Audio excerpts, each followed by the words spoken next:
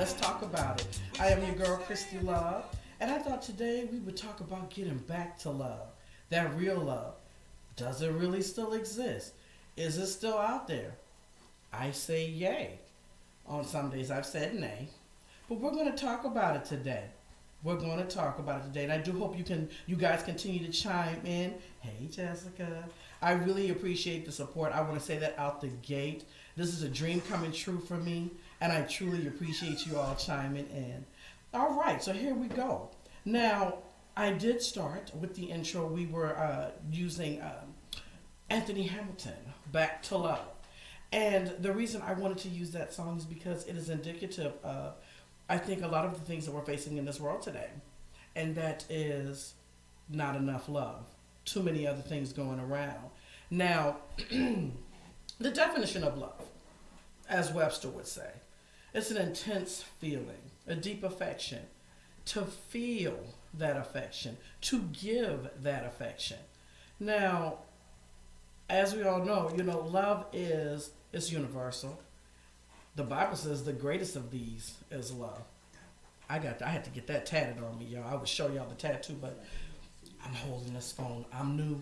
Y'all work with me. So the next thing I wanted to segue into is the love languages and knowing how to recognize that love. The real love that Mary J. Blige, sang about. Sex became easier to get, therefore love became harder to find. Nowadays it's just so much easier to get out there and play around and play with people's feelings. And we don't want to do that. We don't want to do that. Let's get back to the essence of us and how love really is supposed to go. Love languages. Which one might you be fluent in? Now we have the acts of service. We have gifts, quality time, physical touch, and affirmations. Now for me, physical touch is what it is. It may be that forehead kiss. It may be that kiss on the cheek. It may just be you touching me on my hand just to let me know that you're there. You have to remember that. Excuse me. You have to remember that love is that thing that's going to make it all right. You have to know that. But you have to love yourself first. And that's where a lot of us have dropped the ball. We forgot how to love us. We'll get to that. That's going to be on, probably episode 3 or 400. Stick with me, y'all. Now, how do you recognize what your love language is? Now, here in a little bit, if y'all are not already, I do see some of you have been chiming in and putting your comments online. Thank y'all. Keep rocking with me. I appreciate y'all. Now, I really want my gentlemen, my brothers, appreciate y'all. Joseph, appreciate you, man. Appreciate you. I'm going to need you because I think you, aside from my 15-year-old, is the only one that's chimed in so far. So I need to, hey, JBZ, baby. I need to know what you think about love, Joe. I need to know about recognizing your love language and what you think that might be. You can write it here. You don't have to call in right now. I'll be taking callers here a little bit later. But I do want to know about what you feel and what you designate as your love language, okay? Again, acts of service, gifts, quality time, physical touch, affirmations. Which one do you need? Now, acts of service. To me, that can be rubbing your mate's feet. Ooh, that can be an interesting one. How about rubbing the back? Let's do something safer. How about rubbing on their back? Do you think that's a little bit better? Okay, I can see people rolling their eyes at me. I can see y'all kind of maybe not feeling that. Gifts. Flowers. Okay, maybe not for some guys.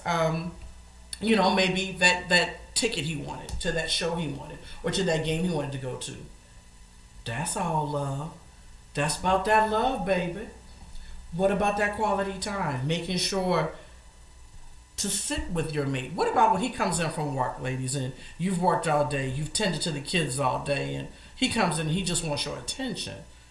And you don't really feel like giving him the attention because you had a rough day. So you want some affection too. How about initiate the affection instead of waiting for him to give it to you?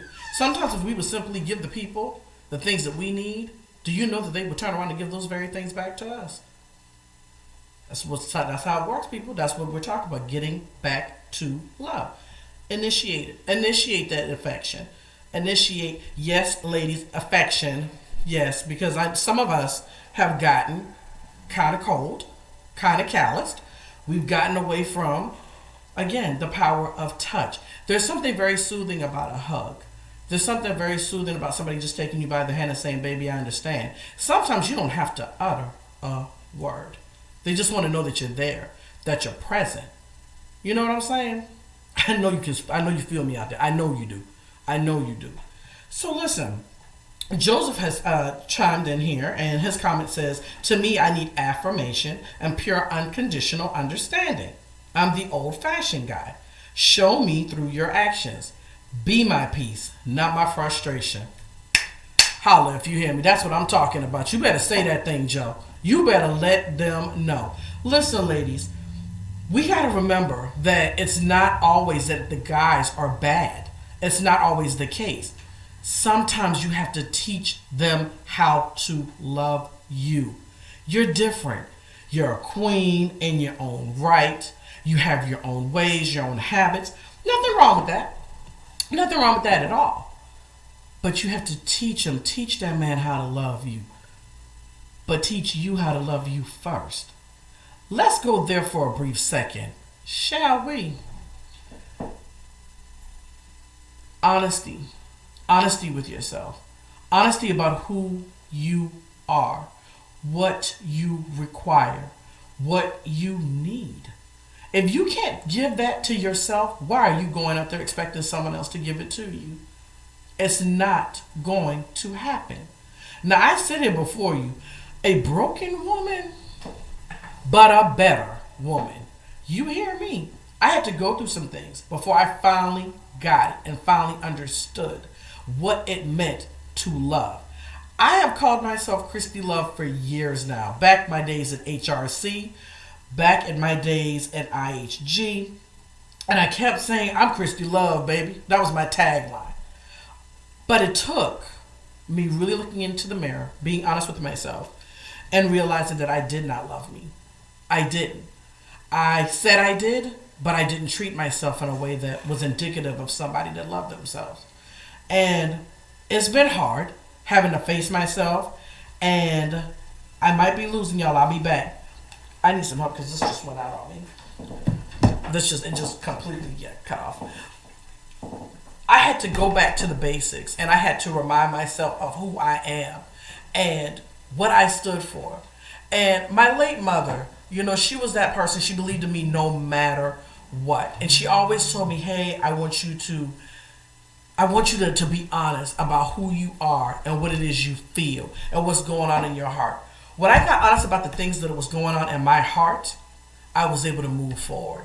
I was able to really begin to love on me. I had to learn that. And you can't go to someone else and give something which you're not giving yourself. You simply cannot do it. And when it comes down to these relationships where we mess up a lot of times is we're looking for somebody to save us.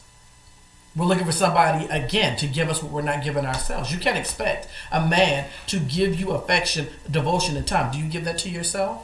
Do you take a moment for yourself? That's a question you need to ask yourself. We will be right back with more of Let's Talk About It with KristieLove. Good.